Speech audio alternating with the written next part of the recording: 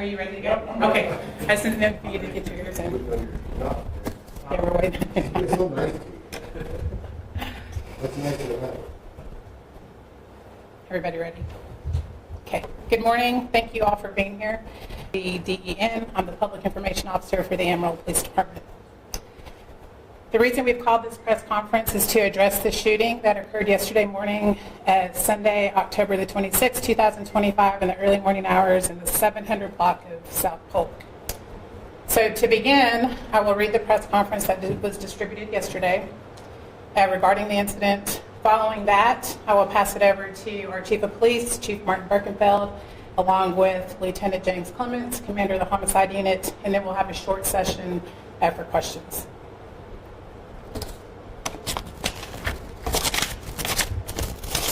At approximately 2:05 a.m. on January the 26th, 2025, the Amarillo Emergency Communications Center received numerous 911 calls reporting a shooting in the 700 block of South Polk. Eyewitnesses said that a vehicle approached the entrance of an open nightclub and an unidentified individual exited the vehicle, opening fire into a large crowd with a rifle. After discharging multiple rounds, the suspect re-entered the vehicle and fled the scene. A citizen who witnessed, thanks to the bravery and persistence of the witness, Randall County Sheriff's deputies were able to locate and stop the vehicle near Hillside and Bell. 3 suspects were apprehended and taken to the Amarillo Police Department's Homicide Division for further questioning. It revealed that 9 individuals sustained gunshot wounds. Amarillo police officers immediately began life-saving to several victims on scene. Amarillo firefighters quickly arrived, as did paramedics from AMR. Transported to 2 different local hospitals for medical care. 3 additional wounded also arrived by private vehicles. One of the victims, 25-year-old John Love Louima, Louima, died at the hospital due to multiple gunshot injuries. The remaining gunshot victims are in various stages of medical treatment.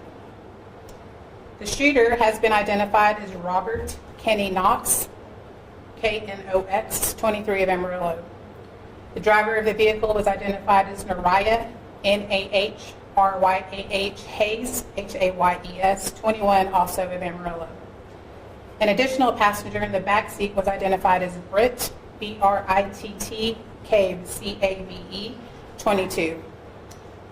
Knox and Hayes were both charged with murder and 8 counts of deadly conduct and discharge of a firearm. They've been booked in the Potter County Detention Center. Cave was charged with public intoxication and booked into the Randall County Detention Center. Officers and deputies recovered a firearm, shell casings, and other evidence likely connected to the shooting. Evidence indicates this incident stems from an earlier altercation, and detectives clearly have a considerable amount of investigation in this event. I'll now turn it over to our Chief of Police, Chief Martin Birkenfeld. Thank you, Corporal Logan. Good morning. My name is Martin Birkenfeld. I'm the Chief of Police for the Amarillo Police Department. Thank you all for being here today. I know there's been a lot of questions from the public about this event because it's a horrible, tragic event for Amarillo, for any community, and so we understand those questions. First, I want to thank the officers, the deputies, the state troopers, the paramedics, the firefighters, all of the first responders that showed up in a very short amount of time on Sunday morning, job of getting victims to the hospital in a quick manner and also arresting the suspects. We're very grateful to the people who've come forward with information, witnesses both at the scene and especially the ones who followed the suspect vehicle away from the scene, put themselves in harm's way to help us catch the suspect that did this shooting. They were able to direct police and sheriff deputies to be able to make the arrest and then get those folks in custody. It's an understatement for me to say this violence is unacceptable. It's beyond reprehensible that people cannot just simply enjoy a night out without the introduction of violence, especially gun violence, into a situation like this where it had no business. Our thoughts are with the victims who are recovering from their wounds, and our prayers are for speedy recovery for all of them and their families. The loss of Mr. Louima is devastating. It's devastating for the family, it's devastating for our community, and it's unacceptable. And we feel so much sympathy for the family and the friends of Mr. Louima who are going to have to endure this for the rest of their lives. I understand there's a lot of request, a desire for more information. It's unlikely that we will have a lot more answers today, and that's simply because it's not a very complex incident at its core. The bulk of this incident was resolved with the arrest of the shooter yesterday morning, and that person and his more or less associates being booked into jail. Nonetheless, we'll review this incident today and try to attempt to answer any questions that could help in gaining some further understanding about this horrific crime. My words, the motive here is inexcusable. It's hate-fueled anger. It's not the impulsive violence, and something that we should not accept as a community, something that we will not accept as law enforcement. We've got to do better, and I don't have the answers for that. The best we can do from our perspective is to hold people accountable for gun violence, and we're going to continue to do that. Over the last few years, we've put a lot of resources into violent crime in Amarillo. We've increased the number of detectives in our homicide unit. We are building our real-time crime center so we can get information to officers faster, and we're going to do everything we can. Amarillo is still a safe place overall, but there's definitely places you can put yourself in danger, and some of that has to do with the time of the day, some of that has to do with the location. And we know that bars tend to get a little bit crazy as the night goes on. This incident started inside a bar. It actually ended up with people leaving and coming back to do violence outside on the street. So it's easy to try to want to place blame in one place, but we're placing the blame squarely on the person who pulled the trigger and shot those people. So with that, I'm going to turn it over to Lieutenant Clements to give his perspective on this. Like I said, there's probably some limited information because the investigation is still going on, and it will be for weeks. But with that, Lieutenant Jim Clements. Good morning, everybody. My name is Lieutenant James Clements. Last name is spelling C-L-E-M-E-N-T-S, and I'm the Homicide Unit Commander. As what the Chief said, this is a very, very sad incident. It's unfortunate that we have lost a life due to this senseless violence from one individual. Luckily, we did. I'm overseeing the investigation along with several homicide investigators in my unit. We're thoroughly investigating every piece of evidence, every detail, every witness that is coming in, and we have a long ways to go. But I feel confident that we're going to be able to make a great case presentation for the District Attorney of Potter County. We're also working closely with the District Attorney of Potter County. He actually had come out, Mr. Herring came out to that morning with us, and he was monitoring everything with us, so we're proud to have him. Once again, I want to thank all the law enforcement that responded, Randall County Sheriff's Office who assisted us in the capture of our suspects, especially the paramedics and the fire that responded to the scene and performed life-saving measures. I feel this could have been a larger catastrophe, but due to life-saving measures and medical intervention, we were able to unfortunately only have one deceased.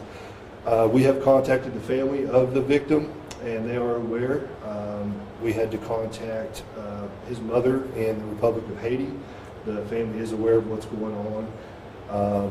Mr. Luma, the victim, was here on a work visa. The very tragic details of what occurred. Right now, the Crime Scene Investigation Unit is still currently performing a lot of ballistics testing, crime scene investigation. We have the suspect vehicle. We're going through that. We're going through everything with a fine-tooth comb to make sure everything is exactly the way we want it to. I do not feel that this is going to be any further violence. The people that need to be in jail are in jail at this time. So at that point, I guess if there's any questions, I can answer those. I know you guys obtained weapons. What specific weapons did you guys obtain, and are you guys going to be investigating how they did obtain those weapons? Yes, of course. We'll purchase. Where was that? The weapon was an AR style United States, so it was not an illegal gun. There was only one weapon used in this incident. Lieutenant Clements, do you have any update on the other victims, the other people who were injured? How are they doing? Are they keep coming along in their recovery? Right now, from what we understand, we're not going to release any information on the victims themselves for the privacy of the families. But due to medical intervention, we feel that there's no further issues with digressing in their conditions. So. Out of those three suspects, is there a relationship between them? And are you guys looking for any additional suspects? No, all three suspects, they were the only ones involved in this, and the only relation were they were friends. There were no family relations or anything, they were all just friends. Why was Britt Cave only charged with a PI, and as investigation furthers, are his charges more likely to change? Right. He was only charged with public intoxication because during our investigation, there was nothing to say he conspired any about the shooting or any involvement in what occurred. So he just happened to be in the car at the time. Okay. And Chesney's Whiskey Saloon or Bodegas has been notorious for fights and things like that. In the past, APD has been present, and I say that because I'm 22, so I know the night scene. Where were your officers? I know you guys usually post up outside in the street. Talking about that. Polk Street, as long as I've been in Amarillo, which is my entire life, there's always been incidents occur when they're not doing something else. They can post up on Polk Street and kind of watch for activity. They just weren't available on Saturday night, and they're not always down there. But for example, New Year's Eve, we knew there would be hundreds, if not more than 1,000 people on Polk Street, so we had a significant presence of officers there on New Year's Eve. They were 4 minutes away, which is still a long ways away, but they were there within 4 minutes. But at the time of the shooting, there was no on-duty police officers on the street at that location. Will there be any consequences for the bar/nightclub? I'm sorry. Will there be any consequences for the bar/nightclub? Certainly looking at any business that has an alcohol service permit, we look at that, we report that to TABC. We've done that in the past with Chesney's because of the problems there. 2 years ago, we filed a protest on the renewal of their license, and we've yet to hear back from TABC on that. But there's certainly the potential for consequences there. We're going to look at every avenue because in the end, we want businesses to thrive and survive and do well, but not at the cost of public safety. And so we're certainly going to look at that. Chief, I don't know if either you or detectives will be able to answer this, but do you know if anybody that was in the crowd that was hit was a member or was a part of the original argument, or did they just fire randomly into the ground? The information we have so far is that we don't think they were involved in the original altercation, but the initial information that we have is that they were likely not part of the original altercation. And do we know what the original altercation was about?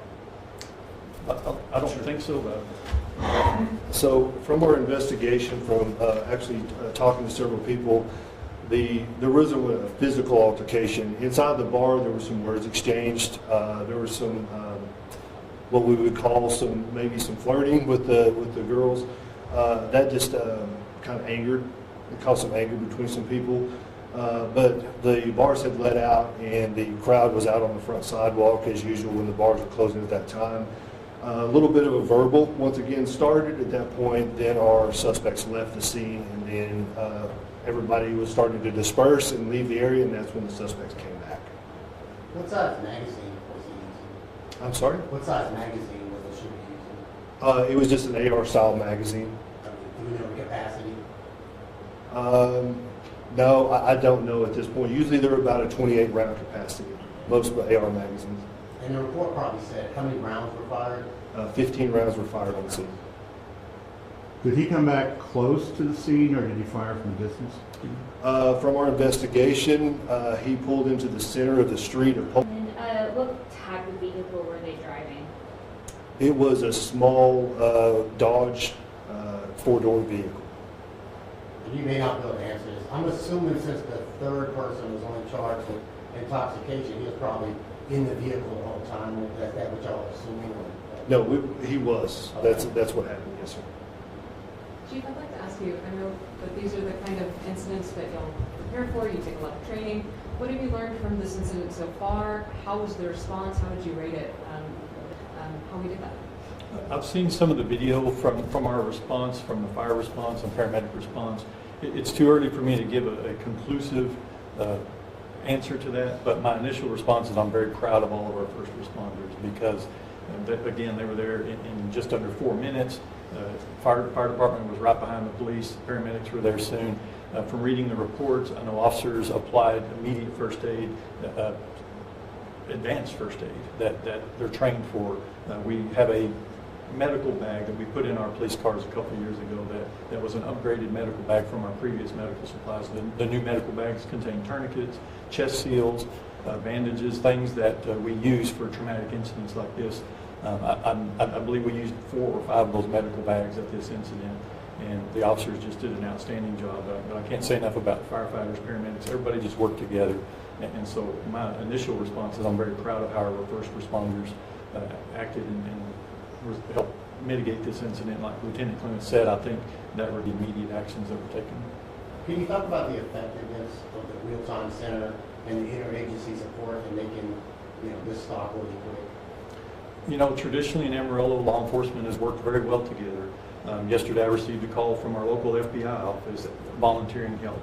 I mean, it really makes me proud to be, I've been in Amarillo my entire life. I've worked here 34 years, and we have a tradition of just working together. We have boundary lines of jurisdiction, but when we need help, we call for help and we get help. And the same thing if the sheriff from either county calls for help, we're there to help them. And that's how we keep our community safe, is working together. And we don't have issues with jurisdiction or pride getting in the way of who did this or that. We just get the job done. And at the ground level, the officers, the deputies, the troopers, they work together. They don't ask questions. They don't even ask for permission. They just go where the help is needed and get it done. We'll take just a few more questions, and then we're going to wrap it up. Chief, are you guys calling for anybody? You guys any information? Or it might have video of what happened or before what happened? Absolutely. And on the press release we put out, we had a QR code and I believe a link to our website, evidence.com, where you can upload videos, pictures, if you have that. And that's very helpful to us because it helps us, and Lieutenant Clements and his team will work with that. That citizen who followed the suspects, can you provide any information on what, was he there and you saw it happen and he just followed it the entire way?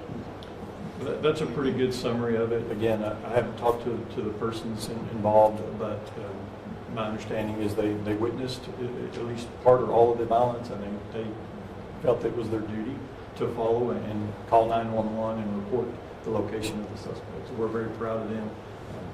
I'm very glad they helped get this case resolved within minutes instead of hours or days.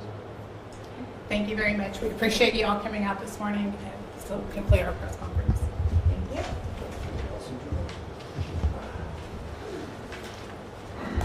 you.